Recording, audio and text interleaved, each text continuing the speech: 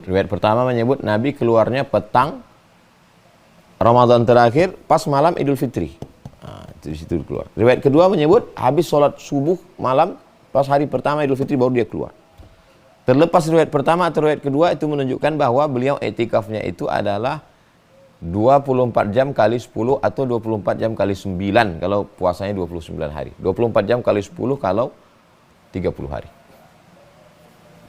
Apa saja yang kita lakukan selama 10 hari?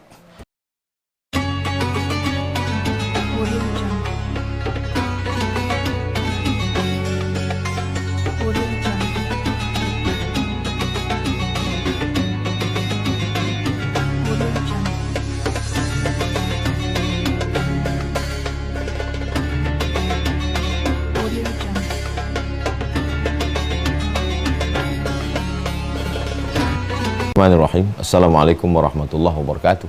Alhamdulillah wassalatu wassalamu ala rasulillah wa ala alihi wa sahbihi wa man tabi'ahu wa mawalah. Subhanaka la ilma lana illa ma 'allamtana innaka antal alimul hakim. Rabbi shrah li sadri wa yassir li amri wa hlul 'uqdatam min lisani yafqahu qawli. Dia seperti piramid terbalik. Dalam satu tahun ada 360 malam, 365 malam, terserah berapa hitungnya. Lalu kemudian dipersempit lagi menjadi malam-malam yang sempit, 30 malam. Syahrul Ramadan alladzi unzila fihi al-Qur'an. Malam-malam Ramadan. 30 malam, 29 malam. Tidak ada 28, tidak ada 31. Dipersempit lagi, taharru lailatul qadri fil ashril awakhir min Ramadan. Carilah dia di malam-malam terakhir, 10 malam terakhir. Nah, jadi kalau sudah sempit ini, jangan kita sempitkan lagi. Nanti kita mencari satuannya 21, 22. Isi saja dari mulai malam 21, 22 sampai malam 29 atau malam 30. Bagaimana Nabi melakukannya? Aiqadha ahlahu, dia bangunkan istrinya. Bangun. Dengan memercikkan air, bangun. Lalu kemudian aqama lailahu, menegakkan malam. Jadi malam itu memang betul-betul diisi dengan ibadah. Lalu setelah itu syadda mi'zarahu, kainnya diikat. Makna kain diikat itu bahasa Nabi itu tidak porno. Kain diikat itu maksudnya menghindari hubungan. Hubungan hanya kepada Allah Subhanahu wa taala. Mengikatkan kain hanya menguatkan hubungan. Itu yang disebut dengan i'tikaf. Jadi i'tikaf Nabi itu dari mulai tanggal 20 Ramadan petang. Karena hitungan malam itu dihitung dari mulai azan maghrib tanggal 20. Jadi kalau hari ini tanggal 20, petang 20, maghrib itu sudah masuk 21, itu masuk i'tikaf. Panjang umur sehat badan, kita sampai ke Masjid Nabawi.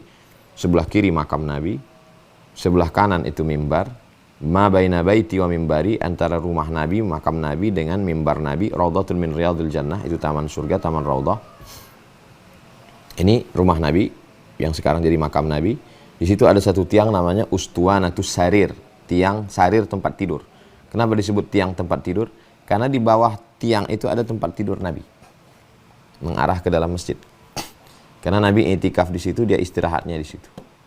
Tempat tidurnya itu jangan bayangkan tempat tidur mewah, kasur empuk, terbuat dari pelepah kurma.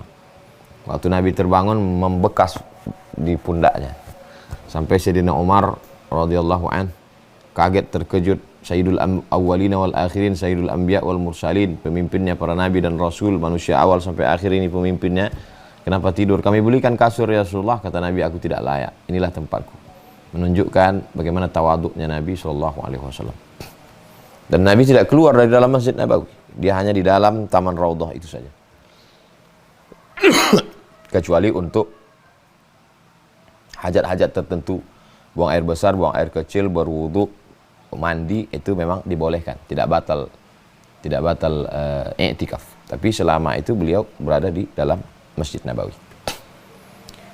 Suatu ketika Nabi meminta karena jarak antara Masjid Nabawi dengan kamar Nabi itu cuma dinding saja. Makanya Bilal bin Rabah kalau beliau mau iqamat, dia ketuk pintu.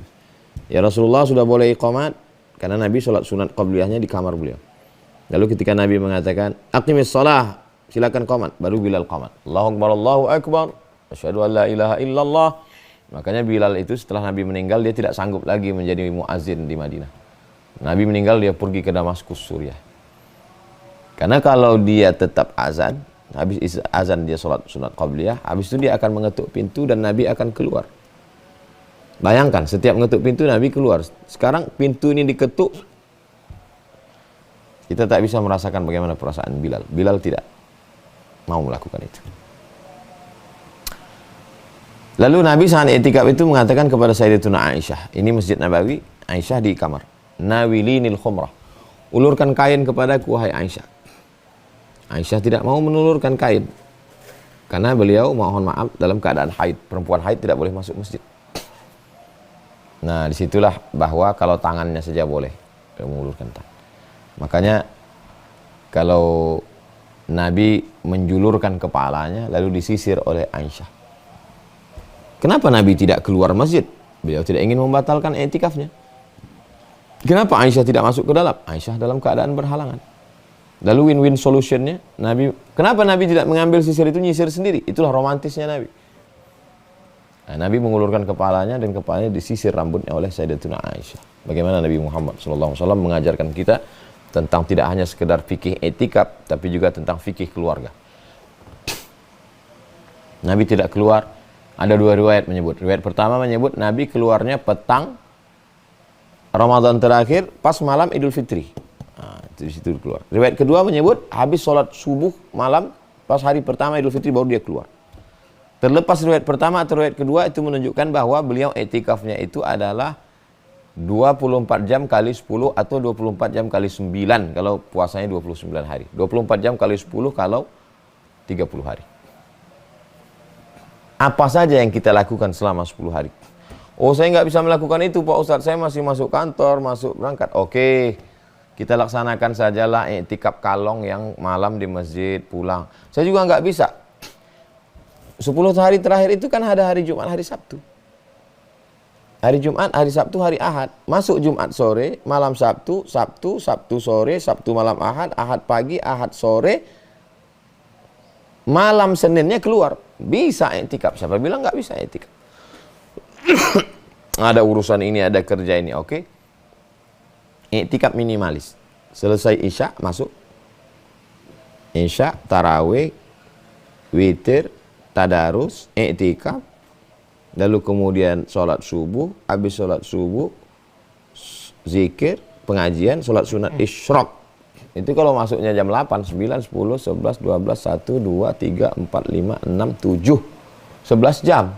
Ya lumayan. I'tikaf itu sebetulnya berapa lama sih? Kalau i'tikaf mazhab Maliki agak lama, menyatukan siang dan malam, 24 jam. Siang 12, malam 12, 24 jam. Tapi kalau i'tikafnya mazhab Syafi'i, lebih lama sedikit dari ruku sudah dianggap i'tikaf. Jadi kalau ruku subhanarabbiyal azim wa bihamdi subhanarabbiyal azim wa bihamdi subhanarabbiyal azim wa bihamdi sudah dianggap i'tikaf. Ma la yudraku kulluh la yutraku kulluh.